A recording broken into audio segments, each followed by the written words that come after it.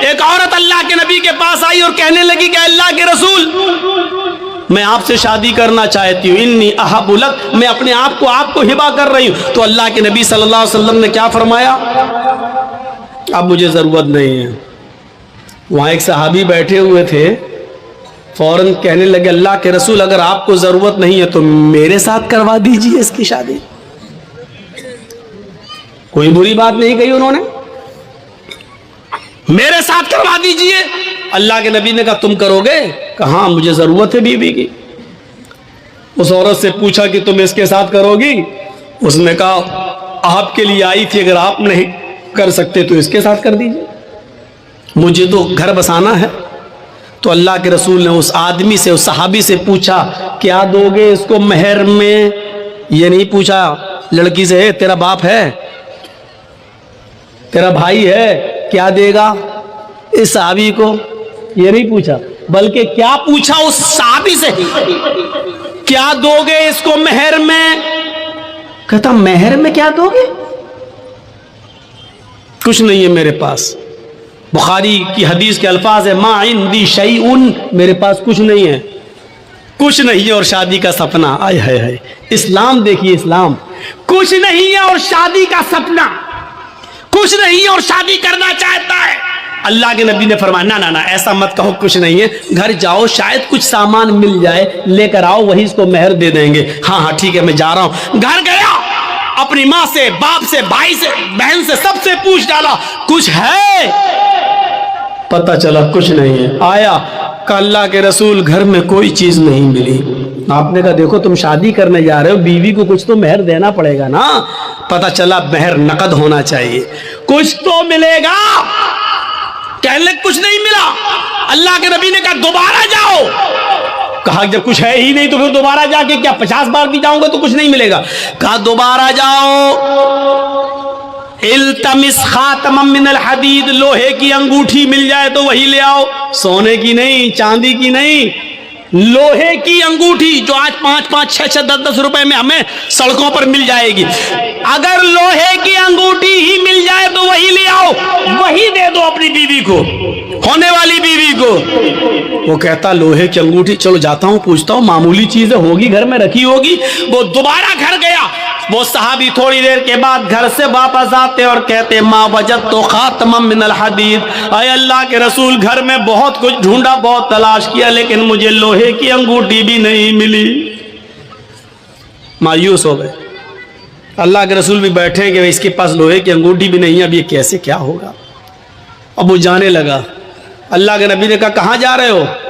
کیا کروں گا بیٹھ کے، جب نکاح ہی نہیں ہو سکتا ہے، لوہے کی انگوٹھی بھی نہیں ہے، کچھ نہیں ہے گھر میں، جا رہا ہوں کھیتی باڑی کروں گا، کچھ محنت کروں گا، مزدوری کروں گا، ماں بوڑھی ہے اس کی ذمہ داری ہے میرے اوپر، باپ بوڑھے ہیں ان کو کھلاتا ہوں پلاتا ہوں، جا رہا ہوں کام دھندا کروں گا کچھ۔ اللہ کے نبی نے کہا ادھر آؤ، بیٹھایا اپنے پاس، پوچھا تمہارے پاس کچھ نہیں ہے؟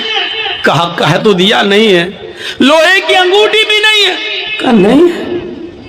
کہا اچھا سوچو، ایک بار اور سوچو، کچھ ہے؟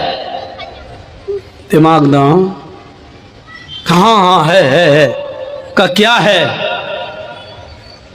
عندی ازار، ایک لنگی ہے، تہبند ہے، ایک تہبند ہے، لاؤ لاؤ لاؤ لاؤ اس کو دے دو، چلو وہی دے دو۔ کیا کہتا ہے معلوم ہے؟ وہی دے دو۔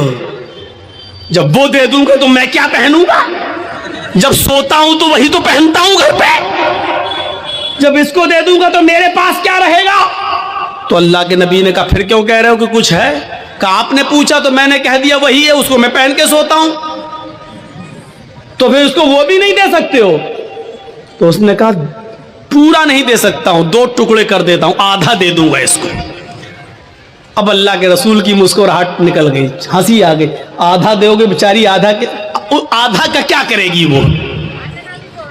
آدھا کس کام کا؟ اور جب پھاڑ دو گے تو آدھا تم کیا کرو گے؟ تمہارے کس کام کا؟ کسی کام کا ہو یا نہ ہو، کم سے کم کھیت میں بچھا تو لیں گے، بیٹھ تو جائیں گے, باندھنے کے لائق نہیں رہے گا تو کیا ہوا, کم سے کم زمین پر بچھا کے بیٹھ تو سکتے ہیں. پورا نہیں دے سکتا ہوں میں, دوں گا تو آدھا. اللہ کے نبی نے کہا آدھا نہ اس کے کوئی کام کا نہ آدھا تیرے کوئی کام کا. نہیں یہ تو نہیں لوں گا. اچھا یہ بتاؤ قرآن کتنا یاد ہے؟ اوہ نوجوانوں سنو, ویڈیو بنانے والوں سنو, اپنے اپنے کیمروں میں قید کرنے والوں سنو, سننا اور پوری تقریر مت سننا, بس وہی سنتے رہنا کہ سب سے بڑا سخت عذاب اس کو ہوگا جو دنیا میں تصویر ہے. پوری تقریر مت سننا, بس یہی سنتے رہنا. یہ جملے تمہیں تھپڑ مارتے رہیں گے جب تک دوسرے سال ہمیں بلا نہیں لو, تب تک وہی حدیث تمہیں تھپڑ مارتی رہے گی کہ ہم کیا کیا کرتے ہیں, کتنے بڑے بڑے گناہ کرتے ہیں. سنو, کہا قرآن تمہیں کتنا یاد ہے. سونا نہیں, چاندی نہیں, کپڑا نہیں, دولت نہیں, یہاں تک کہ بیوی کو دینے کے لیے لوہے کی انگوٹھی بھی نہیں. اتنا غریب گھر کا صحابی, لیکن جب اس سے پوچھا کہ تمہیں قرآن کتنا یاد ہے, سر اٹھاتا ہے, کہتا ہے اللہ کے رسول مجھے سورہ ملک یاد ہے, مجھے سورہ حشر یاد ہے, مجھے سورہ جمعہ یاد ہے, مجھے سورہ منافقون یاد ہے, مجھے سورہ نبا یاد ہے, مجھے سورہ قیامہ یاد ہے. اللہ کے نبی نے فرمایا کیا تمہیں اتنی صورتیں یاد ہیں؟ کہا ہاں. آپ نے کہا کیا تم مجھے منہ زبانی بغیر دیکھے سنا سکتے ہو؟ اس نے کہا. آپ نے کہا اتنی صورتیں تمہیں یاد ہیں؟ اس نے کہا ہاں. کہا پھر یہ کیوں کہتے ہو کہ میرے پاس کچھ نہیں ہے, تمہیں اتنی صورتیں یاد ہیں, کیا تم ان صورتوں کو اپنی بیوی کو یاد کرا دو گے, اس عورت کو یاد کرا دو گے جس کے ساتھ میں تمہارا نکاح کرنا چاہتا ہوں؟ اس نے کہا ہاں میں کرا دوں گا. اس عورت سے پوچھا اگر تیرے شوہر کے تیرے نکاح کے مہر میں اگر قرآن کی ان صورتوں کو میں مہر بنا دوں اور انہی صورتوں کو تو اپنا مہر مان لے تو کیا تو اس سے نکاح قبول کر لے گی؟ کیا ان قرآن کی صورتوں کو اپنا مہر مان لے گی؟ کہنے لگی روتے ہوئے اے اللہ کے نبی, جس عورت کی شادی میں, جس عورت کے نکاح میں قرآن کی صورتیں مہر بن جائیں, اس سے زیادہ بابرکت نکاح کس کا ہو سکتا ہے؟ اس سے زیادہ پاکیزہ نکاح کس کا ہو سکتا ہے؟